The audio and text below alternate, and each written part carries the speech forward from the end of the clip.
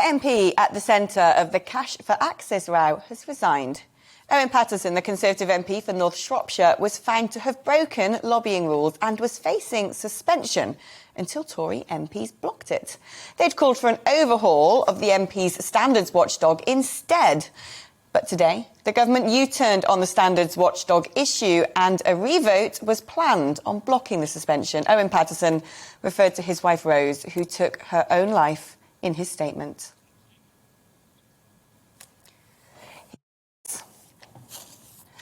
The last few days have been intolerable for us. Worst of all, we're seeing people, including MPs, publicly mock and deride Rose's death and belittle our Mike. My children have therefore asked me to leave politics altogether for my sake as well as theirs. I agree with them. I do not want my wife's reputation and memory to become a political football. Above all, I will always put my family first. Well, Deputy Political Editor for the Daily Mail, John Stevens, joins me now. John, great to have you on the show. Was this a surprise? I mean, when Tory U-turns are not a surprise, but they all sort of piled in behind Owen Paterson and were very quick to withdraw their support. Yeah, I think Downing Street were quite surprised by the ferocity of the public opinion yesterday. I mean, they like to call themselves the people's government, but on this one, they were on completely the wrong side of the argument from the public. And there was so much anger. MPs were already getting lots of emails and letters from angry constituents saying, hang on a minute, what on earth is going on here? And just to recap what happened with Owen Paterson, he earned £500,000 from these two firms over a few years. Then he's accused of breaking the rules by lobbying on their behalf. The Committee on Standards and the Commissioner for Standards both found him guilty of breaking those rules. But rather than waving through the 30-day suspension, which they said he should have, the government decided it wasn't going to do that. It was going to start looking at the rules again, set up some new sham committee to make its own verdict on whether Owen Paterson's suspension should go through. And obviously they've realised that just is not sustainable and they've rode back from that today. But, I mean, do you think that there is a climate out there to change the way that the standards watchdog works as such? Or was this literally just a sort of fabricated concern in order to save one of their own?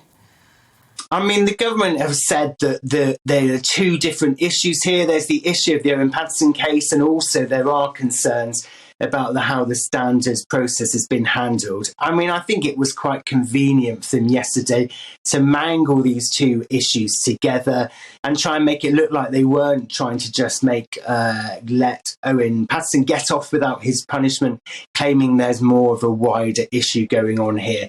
But I think the government's going to find it hard to reform that body now. You know, Labour just have said already that they just don't trust the Tories on this one anymore. And I think it's very difficult for the government to be able to get through any sort of proper and meaningful reform. I mean, the Labour Party have certainly really tried to make Tory sleaze stick, haven't they? And there have been a litany of offences, from Dominic Cummings going to Barnard Castle to Matt Hancock and, you know, his rather insalubrious activities in his office, and now the case of Owen Paterson. But the accusation doesn't seem to be sticking, does it? No, and as you say, you know, Labour seems to come up with Tory sleaze is back as their attack line at any opportunity. We've heard it several times in the last year. But I think there is a cloud gathering around the government. This is a story that does seem to be getting some cut through. You listen to MPs and they're absolutely furious about what's gone on the last couple of days. Tory MPs yesterday were ordered to vote down this suspension and change the way that the Standards Committee operates. And just hours after they did that, took all the flack for doing that, the government have U-turned. And you had people like Kwasi Kwarteng, the business secretary, out on the broadcast round this morning defending what the government was doing. And then hours later, the government admitting what they were doing was not the right thing and they weren't going to do it anymore. I think that damage can't be undone. I think it's there. And I think MPs will face a lot of flack for playing a part in this awful scandal. It does seem to me that this government is one that will make a decision and then as soon as they get a whisper of discontent from newspaper headlines or focus groups or whatever it may be, they back away really quickly. Yeah, although I think on this one they have been much more quick to change course. Remember with Matt Hancock, it went on for several days with Boris Johnson saying he thought the case was closed, and then as the row got bigger and bigger, he finally had to admit it hasn't been closed, and Matt Hancock had to lose his job.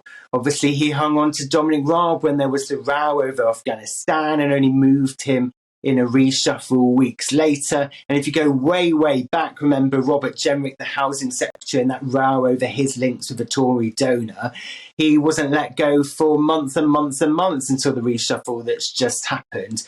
So I think Boris Johnson in the past has been very keen to ride out these scandals and has been quite stubborn and felt he's in charge of the country, he's the Prime Minister with an 80-strong majority. Why should he listen to newspapers? But this time he seems to have realised that he needs to change course quite quickly. I mean, the thing is with opposition benches trying to attack the Conservative Party over this is one would say it's always a bit dangerous to throw stones in glass houses, and they haven't exactly showered themselves in glory with recent prison sentences and trials. There's a sentencing today for Claudia Webb. But are there any calls now to change the rules entirely? Are there people saying it's about time to get rid of any confusion that MPs just do not have second jobs? Well, I've not heard much of that. I mean, I think the government will still be pushing on this reform agenda of the Standards Committee. And Boris Johnson has previously clashed with the Standards Commissioner over his holiday in Mustique and other issues. I think there's lots of people in the government who would like to do away the system and change how it works. But as I say, I just don't think there's going to be much of an appetite from other parties to change the system to effectively help the Tory party.